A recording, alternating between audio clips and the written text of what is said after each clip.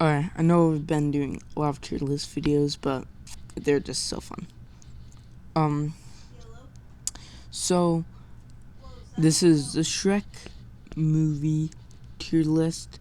It's not including the Puss in Boots movies or any of the extra shorts or the Puss in Boots shows. None of that. But, yeah, so let's just get into it. Alright, so here in last place is Shrek the Third. It just has too many characters, which usually isn't a problem for me. I love the MCU because it has so many characters and like stuff like that. And I love I grew up on Lego games, like Lego Marvel Superheroes, the Lego Star Wars games, and I loved how you can have so many characters.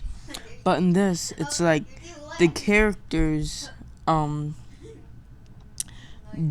fit in. Well, in the MCU, it's like they fit into their own stories, and then you can put them together, but in ways that make sense of how they do it.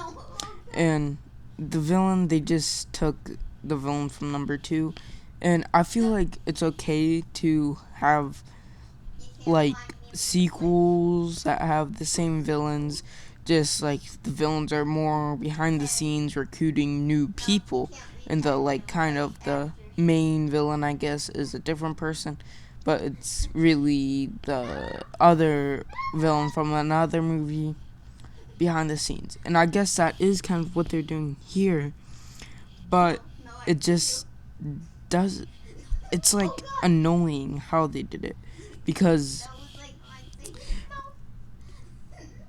he was the most unlikable villain.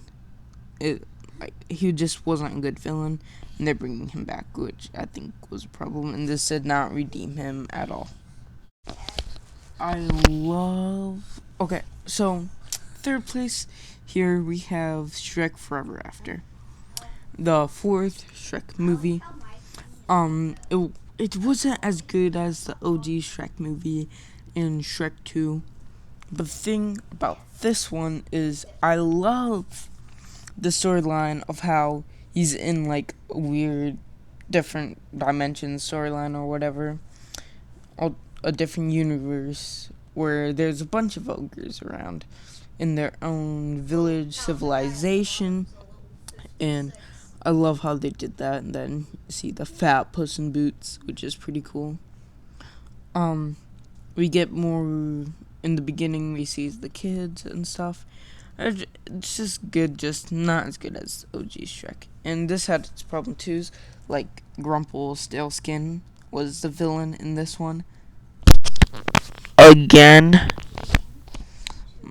But it could be worse. It definitely could be worse. And then we have the second best Shrek movie. Shrek, the first movie.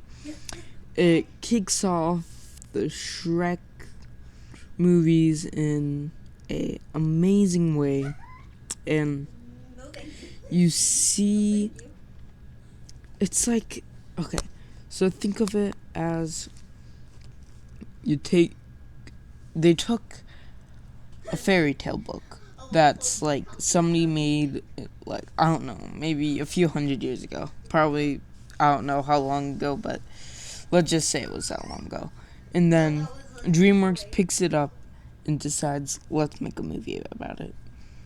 And then that's what they do, but have their own original twist on it. They have a good, solid villain, Lord Farquaad. They have the dragon. It's just amazing what they did with that movie. In the memes that came after it. Mamma mia. And then we have the best Shrek movie, Shrek 2. This is just a cinematic masterpiece. The reason it's better than Shrek 1 is because of the plot. See, this is the first time we get introduced to the fairy godmother, and she was a fun character in my opinion.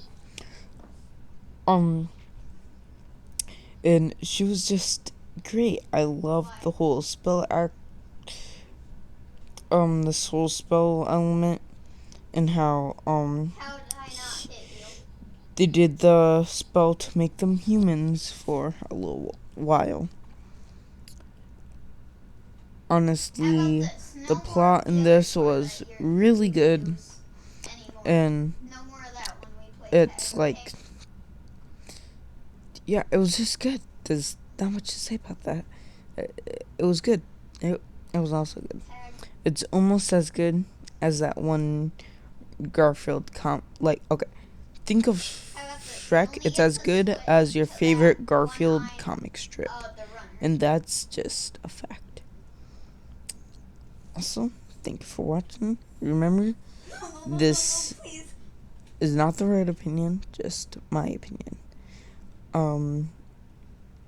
So, goodbye.